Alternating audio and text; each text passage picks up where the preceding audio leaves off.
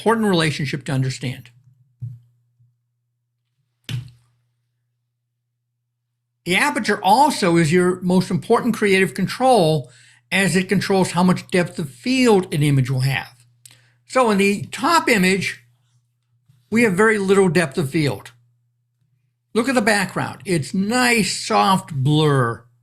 Doesn't take away from the red-winged blackbird. In the bottom image, everything is sharp. In this case, I didn't want to blur the background. I wanted everything to be sharp. It's a landscape image. So in here, we use a larger lens opening, maybe f4. Here we use a smaller lens opening, maybe f11. Okay, you get to control how much depth of field you have by adjusting your aperture. Depth of field is the distance between the closest and farther objects that appear acceptably sharp. So in this image of the red-winged blackbird, maybe the closest object, I don't know, maybe one of these little things on the pine tree, on the arborvitae, and you know the whole bird is in focus, but the background isn't. So we have, you know, maybe from, you know, this point to the very far back of the bird is in focus, and nothing else is. Let's investigate. We'll investigate that in a second here. But controlling the depth of field means you can blur the background to help isolate your subject and keep most of your image sharp, most of the subject sharp. So how do we control depth of field? Well, I mentioned the aperture. That's your main control.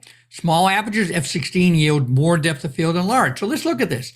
f16, if we focus on a subject and we use a small lens opening, f16, we're going to get a wide area in focus. So everything from this point to this point will appear to be in focus. Things beyond this won't be. Things before this won't be. If we go to f5.6, we get less depth of field. Less in front of and less behind. If we go to f2.8, we even get less. Now, one thing to understand is you always have twice as much depth of field behind your subject as in front of the subject. Just the way depth of field works. So, your aperture controls depth of field. However, there are two other things that control depth of field as well. One is the focal length of the lens. Wide-angle lenses have more depth of field than telephoto. So if we shoot this image with 24 millimeter, we're going to get, you know, a wide depth of field. At 50 millimeter, we get less. At 100 millimeter, we get less. So you can also relate this to apertures, because if you shoot 24 millimeter at f16 versus f2.8, you're going to get more or less depth of field as well. But focal length definitely affects it. You get much less depth of field with telephoto lenses. So when you use that long telephoto lens to get some wildlife, number one, you're getting, no matter what aperture you use, you're probably going to get very little depth of field. Or if and the other thing is it's going to be really hard to shoot because you're going to need a tripod or something.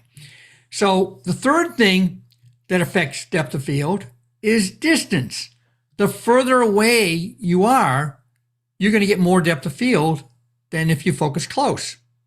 So at 20 feet away, you'll get a fair amount of depth of field. You get less at 10 feet, and you get much less at 2 feet. So if you're shooting really close-up images, you're restricting your depth of field. And all three of these things combine to affect your depth of field. So if you're shooting landscape images, it's really great to shoot with a wide-angle lens because you get more depth of field. It's also important to shoot with a smaller lens opening because you get more depth of field. And of course, if you're shooting a landscape, you're far away, so you're getting more depth of field. But if you're shooting something up close, you're going to get less depth of field. Depending on what focal length you use, you may get more or less. And depending on what aperture you use, you may get more or less. So all three combine to affect depth of field. There are charts. You can go online and get a chart and see what depth of field is for a certain lens at a certain distance, but you're never going to use that in the field. That's kind of useless. You have to kind of get a feel for it. So here are two images. Same image. Camera was on a tripod, shot the exact same image, but look at the difference between them. The top one was taken at f4, the bottom one at f16. The one on the bottom gets more in focus, but do we want more in focus? It's really hard to see anything. It all looks like a blur. Everything blobs together. But the top one, the one, I don't even know what this is, the one grass, really is sharp. Everything's blurry. It stands out. So we use aperture to control our depth of field. As I said, it's your most important creative control.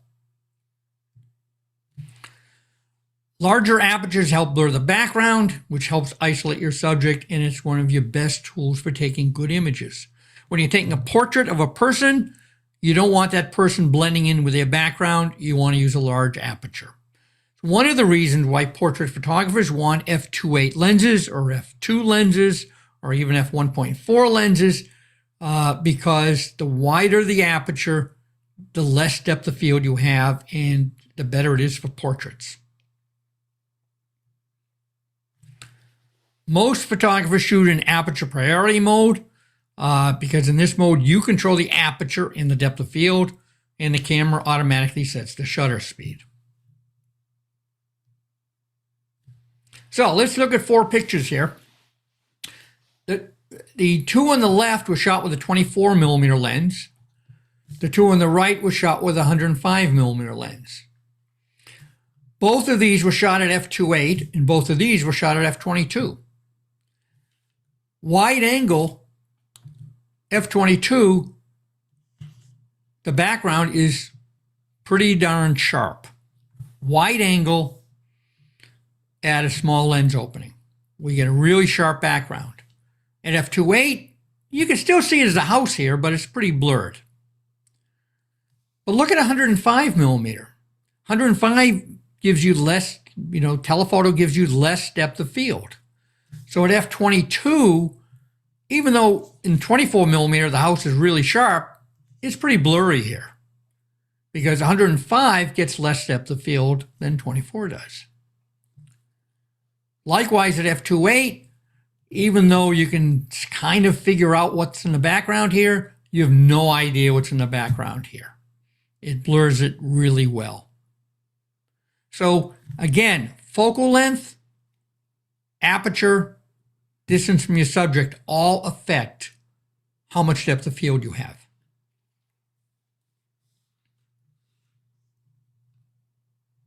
Any questions so far?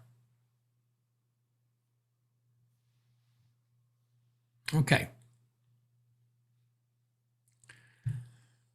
We're going to talk about a concept